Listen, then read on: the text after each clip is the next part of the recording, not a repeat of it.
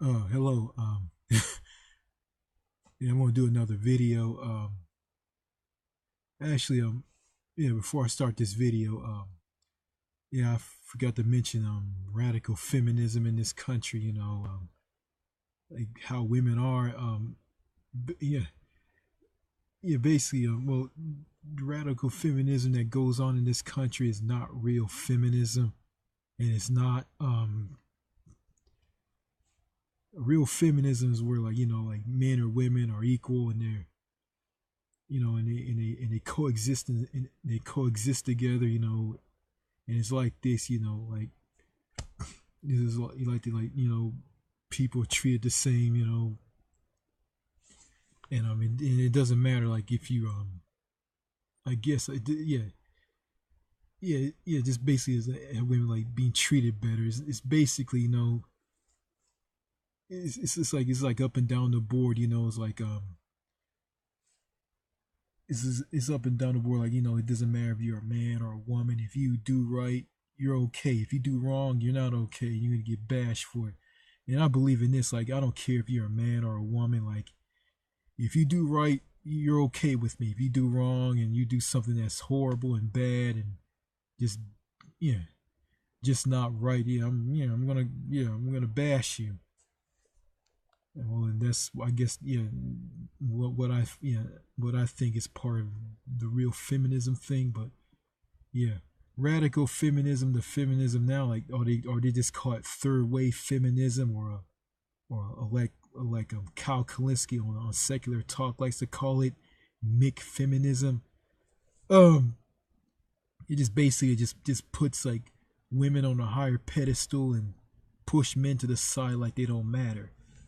And I'm not for that, and that's not right. You know, Men get screwed through, like, through a marriage with a woman. I mean, they lose everything, and through alimony and child support, they'll lose everything to that woman, and they'll just lose everything, and they'll have nothing. Um, that's basically, I think that's basically radical feminism, and I'm not for it, and I don't want to have anything to do with it.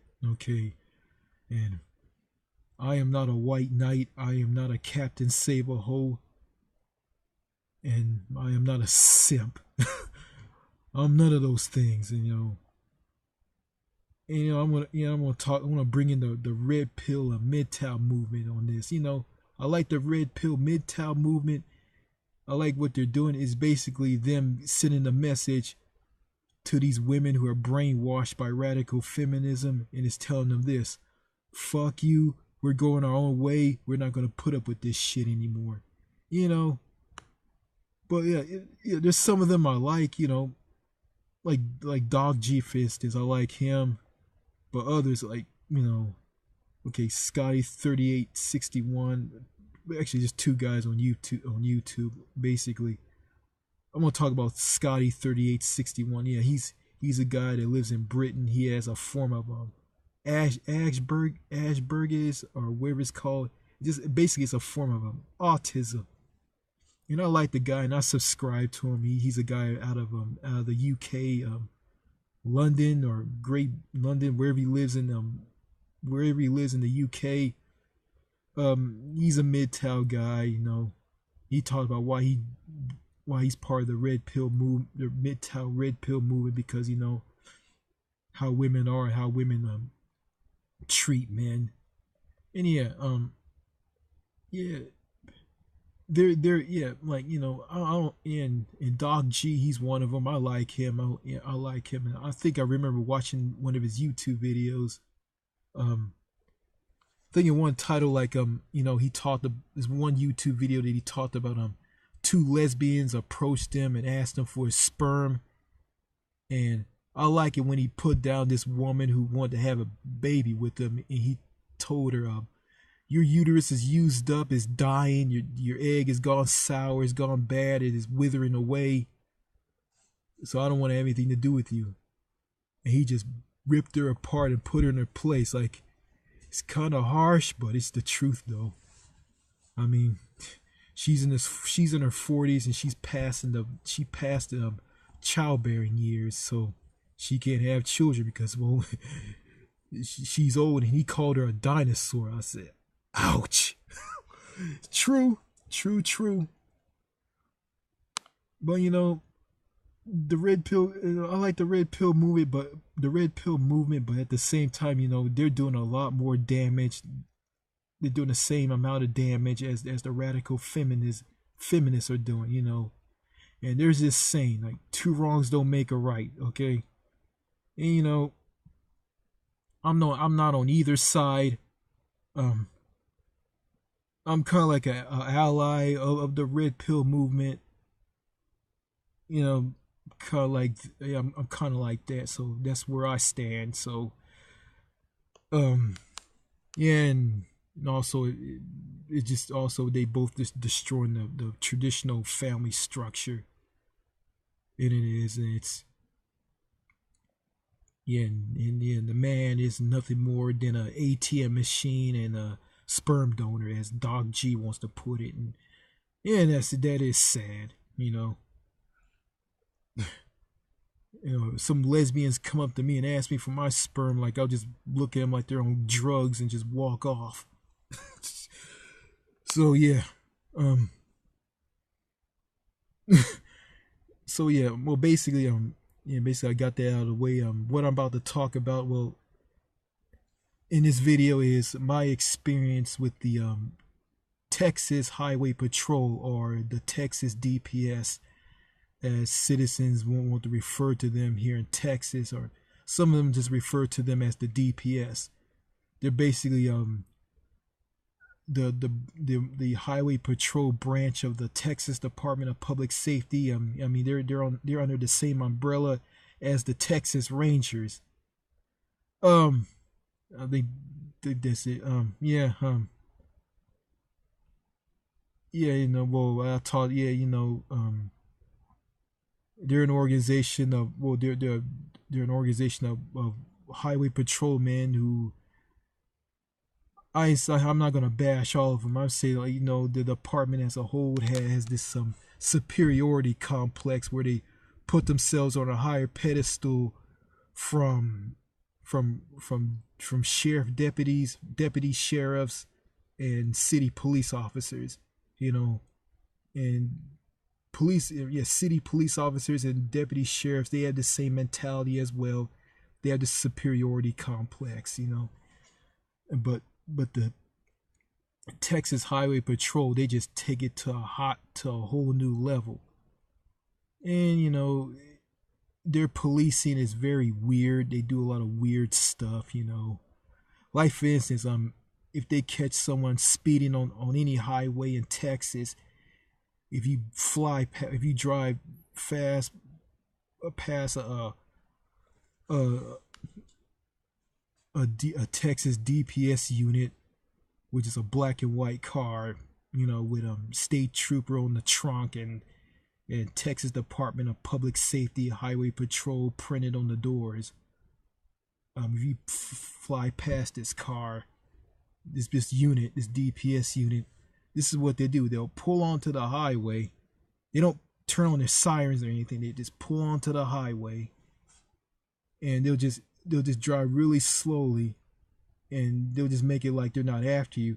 Then they'll speed up behind you, drive real up close to you, and they'll turn on their flashing lights, signaling to pull you over. But the mentality is just so crazy. Like, okay, when they turn on their headlights, when they hit their overhead lights, when they're behind you, you gotta turn your right turn signal and pull over immediately.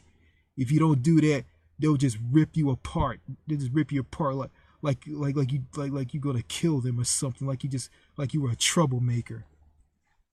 Yeah, I think, yeah, and that happened to me. I was pulled over by one for speeding. I was speeding because, well, my dad had me drive him home from church, and he I was doing this, and he didn't say a word about it, and it wasn't wrong. Like, he was a police officer anyway. And he basically uses his job just to get out of speeding tickets, and had to worry about going to defense driving school. He just used it to get away. he just used that to get away with speeding. Well, I'm not gonna talk about that. I'm just gonna talk about this. Like, I was pulled over by one. I think his name is Trooper Hobbs. Okay. He gets out. He rolled a window. I rolled a window down. And he says this to me. He was pissed off. Like, I wasn't driving. Okay, I wasn't driving. I don't know how fast I was driving. All right, I pulled over immediately, and that's what I did. He chews me out for no reason, like I was running, like I was causing trouble or anything. Okay. He comes up to my car. He comes up to my car. I rolled the window down, and he says this to me: "Next time you see a cop behind you, you pull over right now." And I said, "Sorry," and I apologized. And I don't know what I was doing that. I mean, that didn't mean anything. And he said this: "Highway patrol, let me see your driver's license." Okay, I hand over my driver's license. And I started to talk to him about the speed limit. And he told me what the speed limit was. He looked at my license and started writing something down, okay? I don't know. And I showed him my insurance paper. Okay, he looked at the insurance paper. And he said, "It's expired," and he walks away. It was weird. Like, he said, "Expired," and he walks away. Okay. He comes back. I think he didn't say it was a ticket or a citation or anything. I didn't know what it was. He comes back and points on the line, tells me where to write my name in. Okay, I write my name on the wrong line. Then he points immediately where he wants me to sign my name at. And he said, "Sorry." I said, "Sorry," real quick, and he grabs the ticket book and said, and walks away. And I said, "Officer, what is this? What is this that you gave to me?" And he said, it's a, I don't know what he said. It was kind of weird. I didn't quite understand what he was saying. They talk crazy here, Okay. After he tells me what it was, I think it was a ticket, or I think it was a citation, I guess. He gets in this police cruiser. I pull onto the highway. He pulls onto the highway, and I look back and he disappeared. I don't know where he went. He was gone. He followed me for a little bit, then he disappeared when I got back on the highway. I mean, this was on the freeway. This wasn't on a regular highway or a back road. This was on a freeway. Okay. Then had an encounter with two of them, with two Texas Highway Patrol troopers. Well, they're called troopers here, I was coming home from working I was coming home from working from 4 p.m. to 1 a.m. at Walmart in Longview. It's on a highway was on a major city thoroughfare that's called Estes Parkway. Okay, when I was coming home, I was driving. Okay, I was real tired. Because, Walmart, they work you like a dog. And they pay you less and they treat you like dirt. Okay, when I was driving home, I saw a highway patrol. I saw a Texas highway patrol. I saw a Texas highway patrol trooper cruiser parked on the side of the road. And it was I think it was a tow truck. Okay, it was behind a tow truck. I was in the slow lane. Okay, I moved onto the fast lane to keep from hitting the car. I think one of the officers were walking on the side of the road, and I moved out of the way to keep from hitting them. And that's what I did. I avoided hitting them. When I moved on to the side, when I moved to the left side of the road. That way, when I moved on the right side of the road. They were moving on the right side of the road. And then after that, when I approached the interchange, actually the highway I was on, it was called I-20 or Interstate 20. The part of the I-20 freeway that I was on, it was cosigned with a U.S. highway called US 259. Okay, when I approached the interchange where US 259 breaks away from I-20, and I noticed there was a car behind me. The headlights were off. It was driving behind me. Then all of a sudden the lights start flashing red and blue. I said, "What the heck?" Then I pulled over. And then I pulled over and I stopped. Then I looked behind me. I looked behind me. Then I looked on the driver's side. And all of a sudden I heard a knock on the driver's side.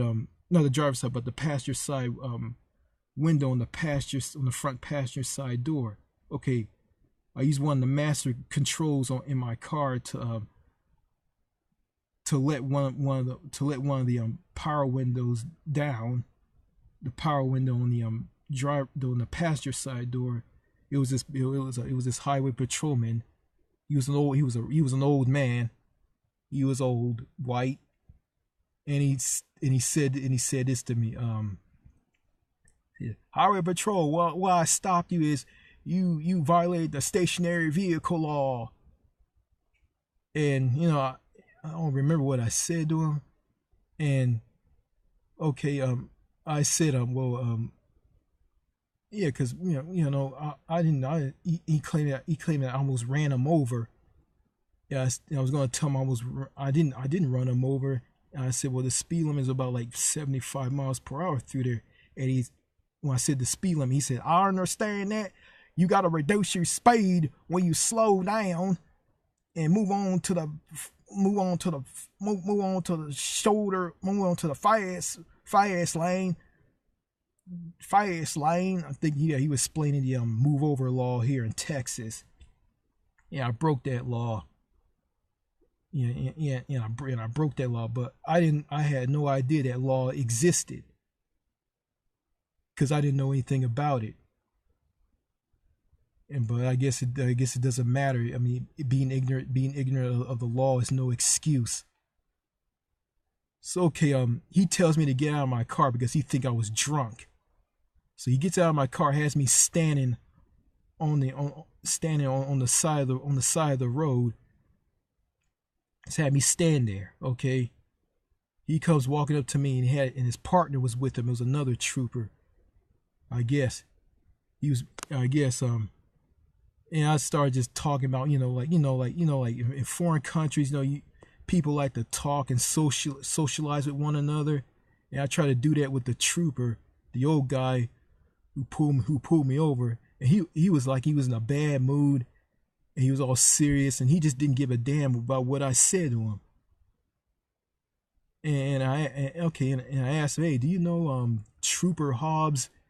And he said this. He said, nope, don't know him. And that's what he said. And after he showed me the ticket, and I mean, I was being childish, like, I was saying a lot of things just not to hear him, but he didn't care. He just wanted to tell me where to pay the ticket at. Then after I got there, I had to sign the ticket and got the ticket. It was a traffic ticket. I had to pay it. And that led me to go to that defense driving school. That my dad had to go with me there to the defense driving school was held at this restaurant in Longview, Texas. And he told me where to go to pay the traffic ticket at. Is at this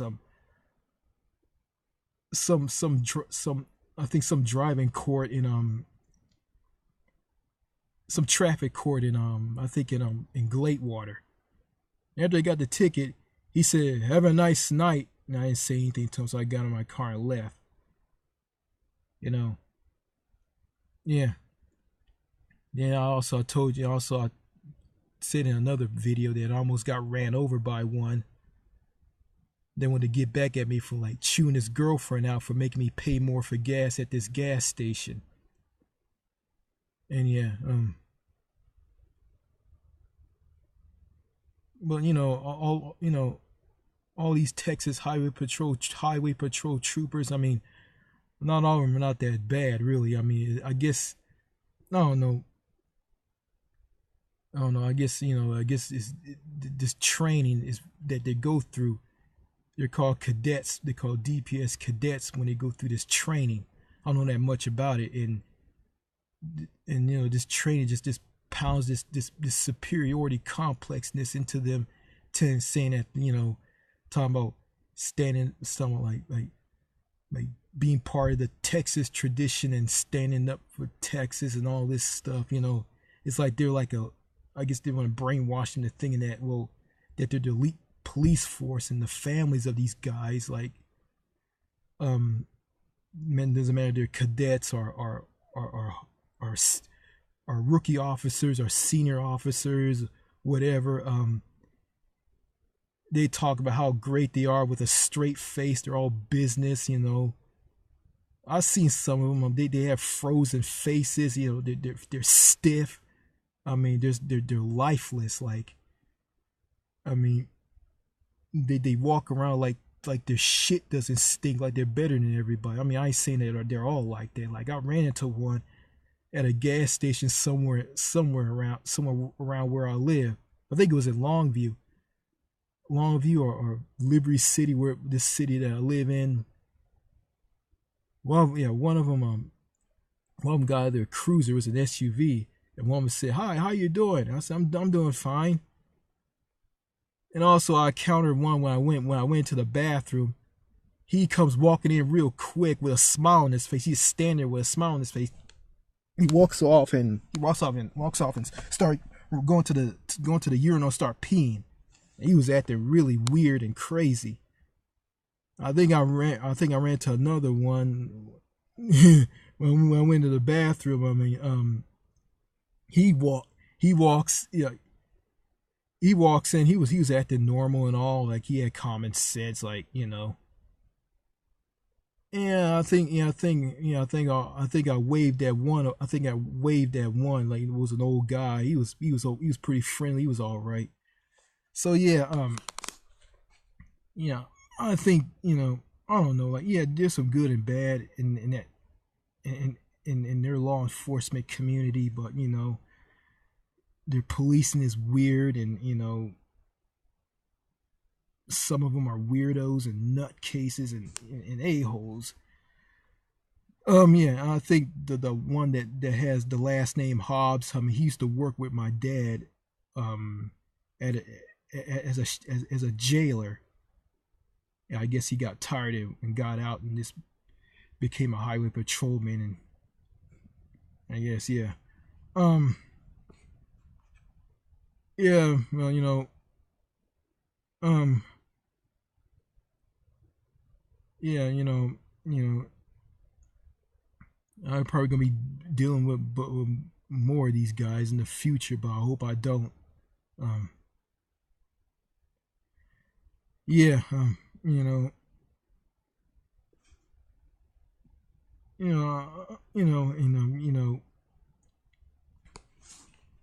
I just, I'm gonna say this. I'm just, I mean, I'm just sick of I'm just sick of the weirdness and craziness here. And, you know, Catherine's Adventure Channel told me everywhere is the same here in America. That's true, but, you know, I guess and she never been overseas like me. Like, overseas, it's different. You know, the police in the United Kingdom, for instance, like, they're not on edge. I mean, they act civilized. I mean, they treat the citizens like human beings. Like, they don't talk down to them. They don't treat them like dirt. I mean, they don't act weird around them. They don't do none of that stuff. Yeah, I mean, I don't know. Yeah, that's what I heard, and I watched some videos on YouTube to prove that. You know, yeah, I think Uyghurs, Uyghur, the Russian, um, he told me that how the cops in Russia are. And, you know, they're not like military tactic and cruel to the citizens. And he said this, and he joked like you could say something to them and run off, and he was being funny. So I saw that. That was pretty funny though. Um, yeah, Yeah. So I just want to get this off of my chest. Um. So yeah. Anyway. If you like this video, go ahead and like it. If you dislike it, go ahead and dislike it, and you can subscribe. This is the new Manchester saying this. Thank you for watching, and I'll see you later. I hope.